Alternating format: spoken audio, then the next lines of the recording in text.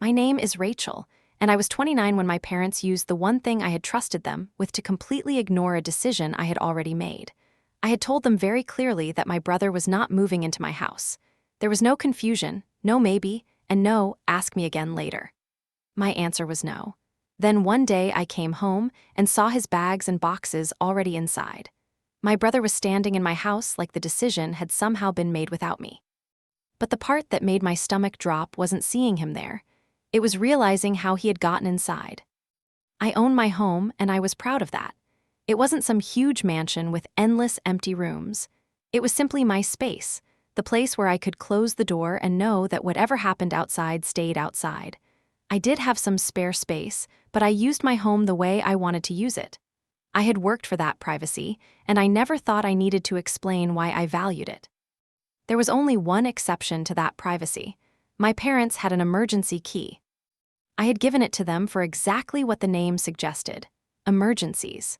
If something happened while I was away, if there was a real problem with the house, or if I ever needed someone I trusted to get inside, they could help me.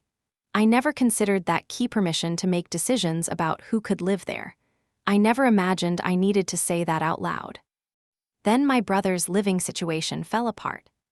My parents immediately looked at me as the obvious solution. I had a home, I had some space. He was my brother. In their minds, those three facts seemed to settle everything. They asked me to let him stay with me. I said no. I wasn't trying to punish him. I wasn't saying he deserved to be homeless or that I would never help him in any way. I simply did not want another adult moving into my home. I knew myself, I knew the value I placed on my privacy, and I knew that saying yes because everyone was pressuring me would eventually turn into resentment. My parents did not like the answer. To them, the fact that I was his sister seemed to matter more than the fact that I owned the house. They kept treating my boundary like it was an inconvenience instead of a decision. The conversation kept circling back to the same idea: family is supposed to help family. And every time, my answer stayed the same: no. At some point, I believed the discussion was over. They knew how I felt. My brother knew how I felt. I had made the decision about my own home. What else was there to discuss? Apparently nothing. Because they stopped trying to convince me. They simply decided to go around me. The day I came home and saw my brother's belongings inside, my first reaction wasn't even anger. It was confusion. There were bags and boxes where they had not been before. My brother was already inside, unpacking like this was happening whether I agreed to it or not. For a few seconds, I genuinely could not understand what I was looking at. I had not given him a key. I had not invited him. I had not changed my mind. So how was he standing inside my house? And then I realized. The emergency key. The key I had trusted my parents to keep. The key I had given them, because I believed they understood the difference between emergency access and ownership. They had given it to my brother. I had already said no, and instead of respecting that decision, my parents had taken the one way they could physically get around it and handed it to him. Suddenly, the argument was no longer about whether I should help my brother. It was about whether the word no meant anything when I said it. Imagine coming home to your own house and discovering that your family has decided your permission is optional. It was not my parents' house. It was not my brother's house. It was mine. But they had acted like my ownership was less important than what they thought I should do for him. When I confronted them, the explanation somehow made it worse.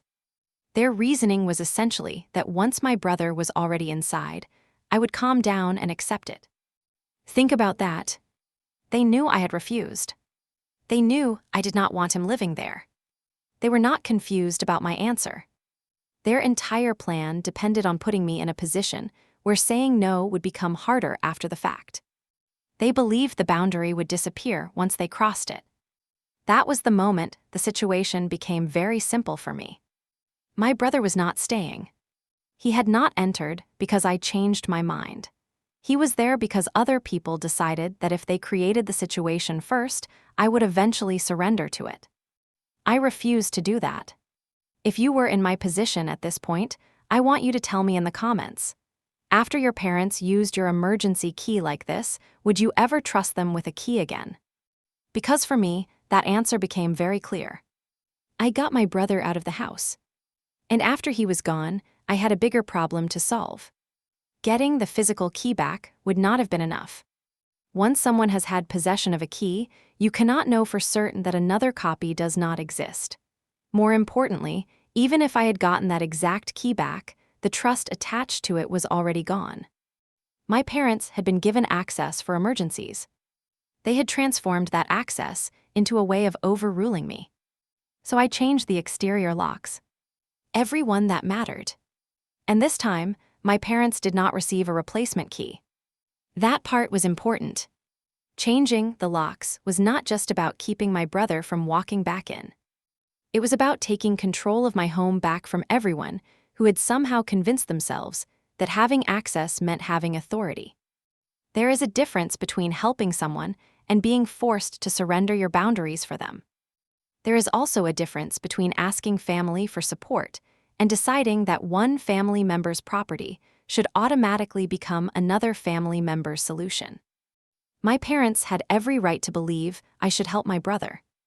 They had every right to disagree with my decision. They could have been disappointed in me.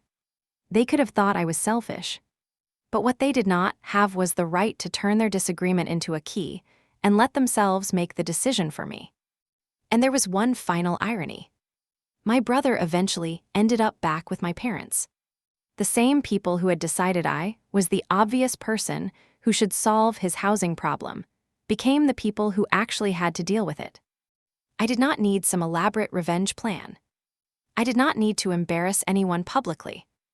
I did not need to invent consequences for them. I simply stopped allowing their decision to become my responsibility. That was enough.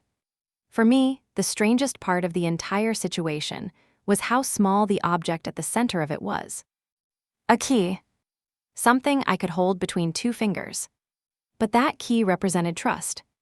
When I gave it to my parents, I was saying, I trust you to enter my home when I genuinely need you. When they gave it to my brother, they changed the meaning completely. They were saying, we believe we can decide who gets access to your home even after you have told us no.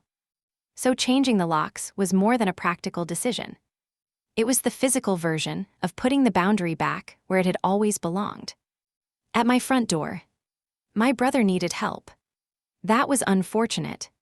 My parents wanted me to provide that help. That was understandable. But neither of those facts turned my house into family property. And neither one erased my right to decide who lived under my roof. Some people think boundaries only matter when everyone agrees with them. They do not. A boundary matters most when someone would benefit from you abandoning it. My parents believed I would eventually give in because the uncomfortable part had already happened. My brother would already be there. His belongings would already be inside. Turning him away would feel harsher than simply letting him stay. They were counting on that discomfort. They were counting on me feeling guilty. And maybe, before this happened, I would have spent days wondering if I had been too harsh. But when I walked into my own house and saw the decision already being carried out without me, something changed. There was nothing left to debate. My answer had already been given. The only question was whether I was going to let other people teach me that my own no did not matter. I decided it did. So my brother left. The locks changed. My parents lost their emergency access.